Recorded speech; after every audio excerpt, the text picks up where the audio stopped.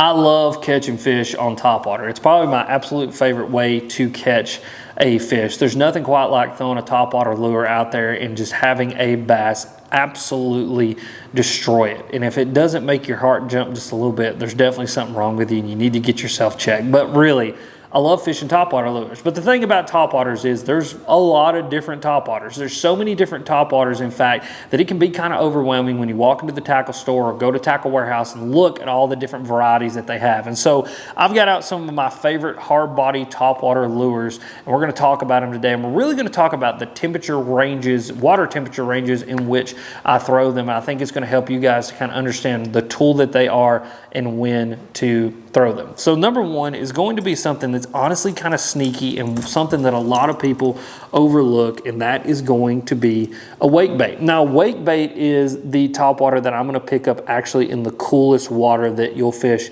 all year long. And it's not to say that it doesn't work in other water temperatures, but this is just a really sneaky bite that I've learned over my years of fishing. So when that water is anywhere from 50 to 55 degrees, don't be afraid to pick up a wake bait, because fish will eat topwater in that cold of water. You're just going to have to throw something that they can really hone in on and absolutely smoke, and that is what the wake bait is.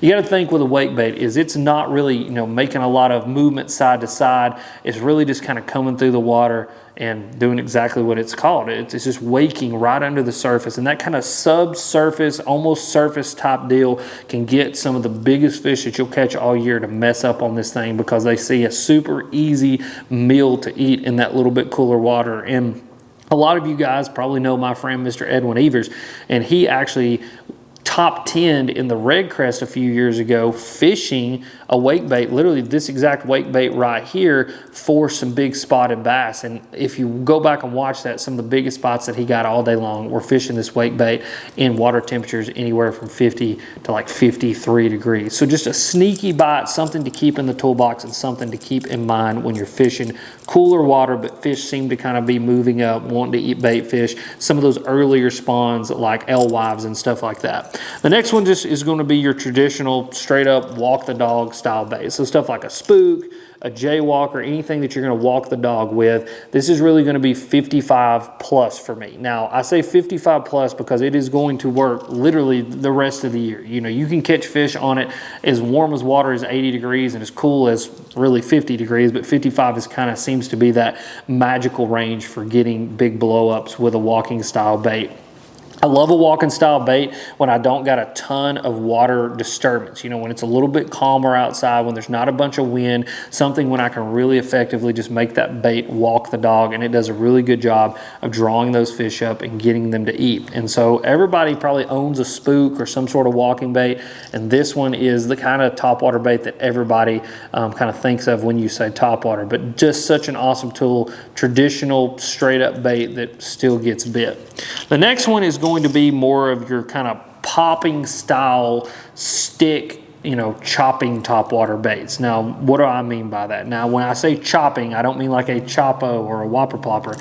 What I mean is like these, kind of stick baits, something like the Berkeley Cane Walker. It's got this cup mouth on the front, and really this bait doesn't even walk the dog really well. What it's made to do is just hard chopping, motion. So you're going to hit that rod tip and it's going to just chop, chop, check. And as it does that, it throws water. It's very violent, just very aggressive. And for me, I'm going to pick this up in the same water temperatures I would pick up my walking bait, except for it's when that surface tension gets broke up a little bit. If the wind picks up or the current picks up and there's something that just makes it where they can't see the walking bait as good, or they're blowing up on the walking bait and missing it, you're going to pick up this more kind of chopping, kind of popper style bait, and that's where you're going to throw this thing, just because it is way more aggressive. The action that it has, the way that you actually fish it, it's going to throw a bunch of water, it's going to make a bunch of noise. Most of the time they're really, really loud and got a lot of rattles in them.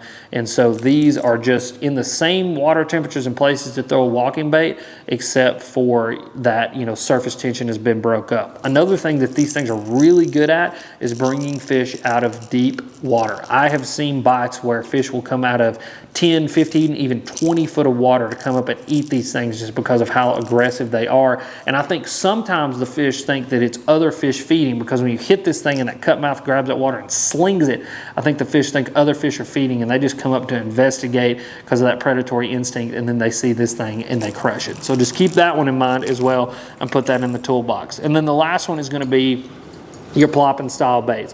My favorite obviously is a Berkeley Chopo. I've caught so many fish on this thing, and for me this is a late summer, as warm as the water is going to be all year kind of bite. This is a very aggressive lure, and very aggressive fish are going to eat it. But like that late summer bite, when we get into like September and August, you know, when fish are starting to want to move shallow, when you've got some wolf packing fish shallow, when you've got a bunch of bait fish shallow, and those fish are just super aggressive and super competitive, this thing absolutely crushes. And this is funny because I one time got on a bite with these little bitty glass minnows that show up, you know, late in the summer, early in the fall. And those little bitty glass minnows, there was nothing in the boat that I could use to mimic them. And so I was watching though, and a bass come up and blew up through them, and like the way that they jumped, it looked just like how a Chopo slings water. And I was like, I'm gonna try something, and if this works, I'll be amazed.